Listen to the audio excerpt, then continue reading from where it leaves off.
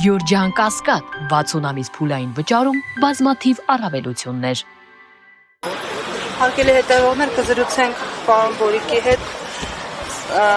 44 օրյա պատերազմում նահատակված հերոսի հայր։ Այսօր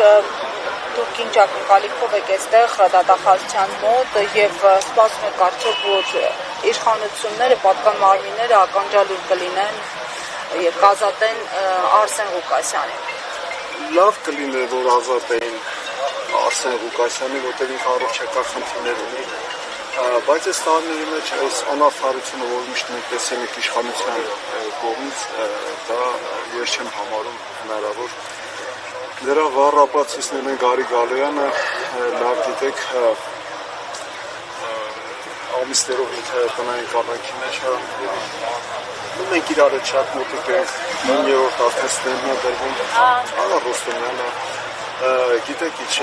ցավալիներն է, որ արդեն զոհվածների եւ անոթ կորածների ծանոթների թիրախավոր էր, բարի գունի վաստով թիրախավոր էր եւ կարող եմ հաստատ ասել ակտիվիստներին, ամենտեղի ծրագիրն է ակտիվիստներին լիկվիդացնում է, իրանց հասկացողություն։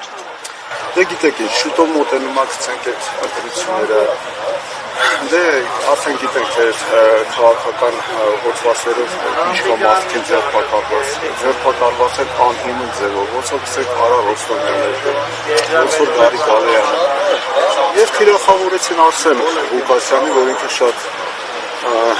ճշմարիտ էր ասում ու իր ճշմարտությունը լրիվ կարելի է ասել պայքար էր։ Հիմա այդ պայքարի ձևերը իրանք ցանկանում են լիկվիդացնել, որպեսզի իրանց համար վտանգ չլինի։ Հիմնականը դա է։ Շնորհակալություն։